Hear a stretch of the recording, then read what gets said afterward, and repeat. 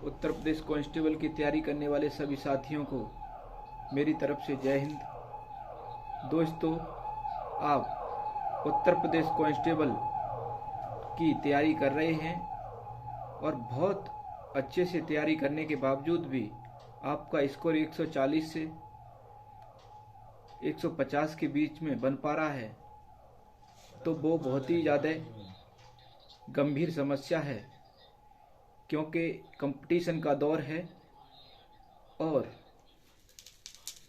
Competition में विजयी होने के लिए हमारा स्कोर अच्छा होना चाहिए। और अच्छा कितना होना चाहिए, तो दोस्तों मेरा मानना है कि जनरल 200 प्लस 205 या 210, ओबीसी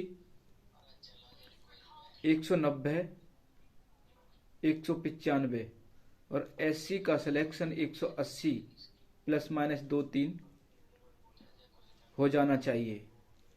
अगर इतने से कम स्कोर बन रहा है तो ये समस्या का विषय है और आपको इतना स्कोर खड़ा करने के लिए मेहनत करने की ज़रूरत है। जो शेष दिन बचे हैं उनमें रिवीजन करने की ज़रूरत है और साथ ही साथ रिवीजन करने के बाद 2-3 दिन बाद आपको प्रैक्टिस सेट लगाने की ज़रूरत है और ये देखना है कि कहाँ और कैसे क्वेश्चन गलत हो रहे हैं। अगर रीजनिंग में क्वेश्चन जो गलत हो रहे हैं, अगर रीजनिंग की बात करें तो उसकी जो विधि है, सॉल्यूशन विधि है, उसको अच्छे से तैयार करने की ज़रूरत है।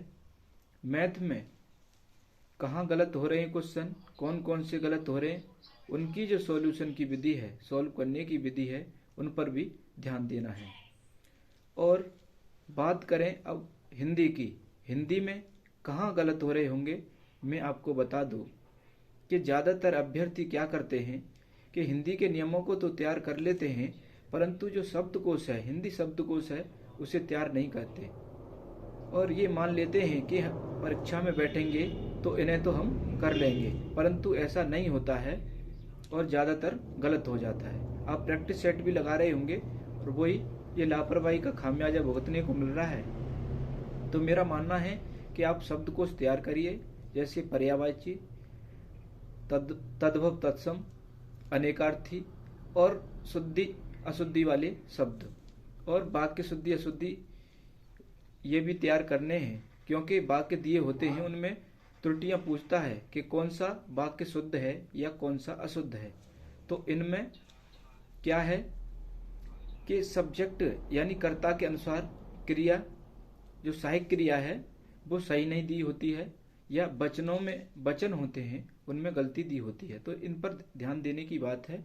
अगर आपने ये सब कर लिया तो आपका स्कोर मैं समझता हूँ कि 30 प्लस प्रश्न सही होंगे और ये 30 प्लस प्रश्न अगर 30 से 35 के बीच में प्रश्न सही हो पाते हैं तो ये कुल योग में अच्छा योगदान देंगी, हिंदी अच्छा योगदान देगी और रीजनिंग में कम से कम गलती होनी चाहिए।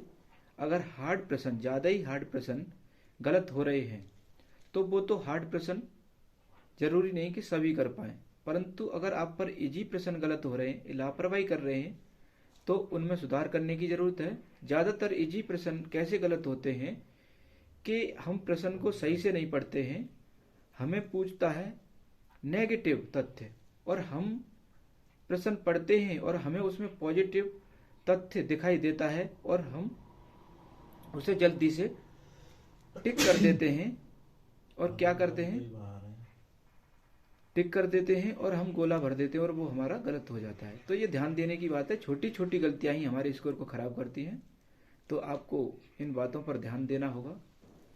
अब बात करें करंट की, तो करंट कितनी कहाँ से पढ़नी चाहिए और कितनी पुरानी पढ़नी चाहिए, तो ज़्यादा नहीं, 6 महीने पुरानी। और सबसे ज़्यादा ध्यान देने की बात यह है कि यूपी करंट पे ध्यान देना है, यूपी करंट अफेयर्स पे, क्योंकि यूपी की भर्ती है, यूपी सरकार जो भी कार्य कर रही है, योजना लागू कर रही है, तो सबसे ज़्यादा प्रश्न बनने की संभावना वहीं से है। तो यूपी करंट अफेयर्स पढ़नी है और यूपी जीके, पर विशेष ध्यान देना है। और यूपी जीके इतनी डीप नहीं आएगी, ज़्यादा डीप पढ़ने की ज़रूरत नहीं है। और अगर बात करी जाए हिस्ट्री की तो आधुनिक भारत का इतिहास ये सब पढ़ने की ज़रूरत है। और ओल्ड हिस्ट्री वो पढ़ने की ज़रूरत है, जैसे हर्यक वंश वगैरह है, मौर्य काल है, ये सब पढ़ने की ज़रूरत है। और दिल्ली सल्तनत ये सब पढ़ने की ज़रूरत है। वैदिक काल है, इन्हें पढ़ने की ज़रूरत है। और स्टैटिक जीके पर ज़्यादा ध्यान देना है, जैसे झील हैं, पर्वत, चोटियाँ, दर्रे, इन पर ध्यान देना है, क्योंकि यहीं से प्रश्न बनते हैं। इन्हें स्टैटिक जीके का भी भाग मान लो, इन्हें भूगोल का भी भाग मान लो, यहीं से प्रश्न बनेंगे। और सबसे बड़ी बात है कि 70% भूगोल, इंडियन भूगोल, भारतीय भूगोल आता है, वहाँ से प्रश्न बनते हैं। और 30% विश्व के भूगोल से बनते हैं। तो मेरा मानना है कि जो शेष दिन बचे हैं, ज़्यादा से ज़्यादा भारतीय भूगोल पर ध्यान लगाने की ज़रूरत है, क्योंकि समय ज़्यादा बचा नहीं है।